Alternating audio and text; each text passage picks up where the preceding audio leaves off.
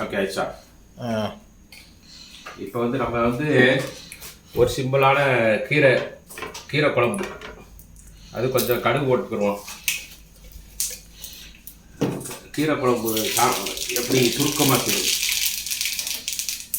கடுகு போட்ட பிறகு கொஞ்சம் வெங்காயத்தை தட்டுவோம். ஒரு வெங்காயம் தான். எத்தனை வெங்காயம்? ஒரு வெங்காயம்.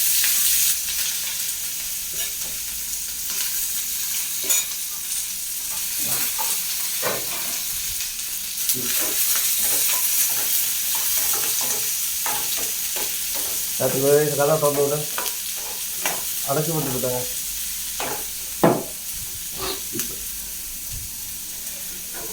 இதை தாளிக்கிறதுக்கு இந்த கீரை குழம்பு கீரை சாம்பார் கூட வச்சுக்கலாம். இதுக்கு வந்து கருவேப்பிலை, வெங்காயம், கடுகு இதை வச்சு நல்லா தாளிச்சுக்கிற வேண்டியது. இது நல்லா வேகட்டும். அப்படியே எடுத்துட்டு வாங்க. இது வந்து கீரை குழம்பு நல்லா பக்கத்தில் நல்லா தெரியுதா? இது வந்து குவைத்தில் வந்து நீங்கள் கறி வாங்கினாலும் சரி, பொரிச்ச கறி ஹோட்டலில் எது வாங்கினாலும் இந்த கீரையை வச்சு தான் அவங்க அனுப்புவாங்க. இது பச்சையாக சாப்பிடலாம், அவிச்சு சாப்பிடணும் கூட அவசியம் இல்லை. இது பாலக்காய் கீரை மாதிரி இது ஒரு நிகழம் நல்லா அழகாக இருக்கும். அடுப்பு எரியாத வச்சுக்கிறீங்க. சாப்பிடுவதற்கு நல்லா சூப்பராக மெல்லிசாக இருக்கும். ஆனால் இந்த கீரை வந்து நம்ம பச்சையாக சாப்பிட்டோன்னு வைங்களேன், அப்படியே நாக்கில் படுறது மாதிரி நீர் மாதிரி உள்ளது இந்த கீரை. பாலாக்கீரை இந்த குவைத்தில் இது ரொம்ப ஃபேமஸ். இந்த கீரை நல்ல பாலாக்கீரை மாதிரி நிகழ்வுகளமாக இருக்கும்.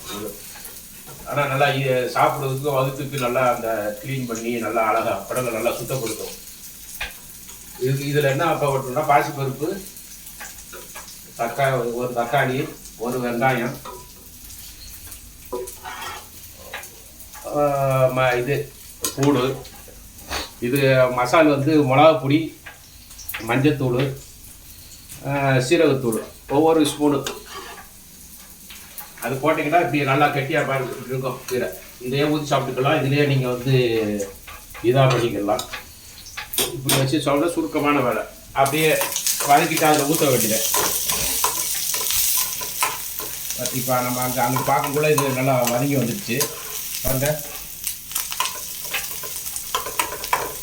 வேலை சிம்பிளாக ஒரு 10 நிமிஷம் கூட ஆகாது. அந்த பருப்பு வேகிறதுக்கு நமக்கு டைம்.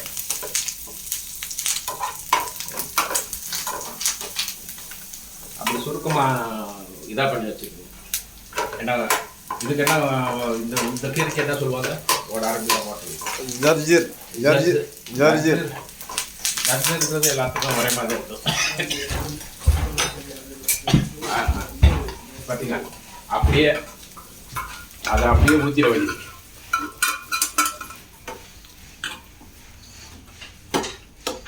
நாளைக்கு இங்கே வந்து குவைத்தில் வந்து பெரும்பாலும் பெருநாள்,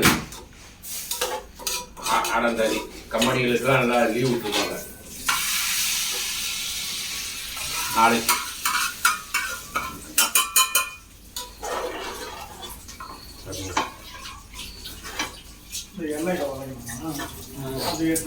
அழகா ரெடி ஆயிடுச்சு.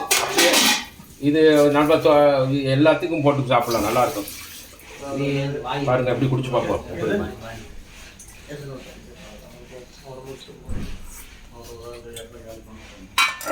நல்லா சூப்பராக இருக்குது. இந்த கீரை சும்மா சாப்பிட்டாவே நல்லா ருசியாக இருக்கும்.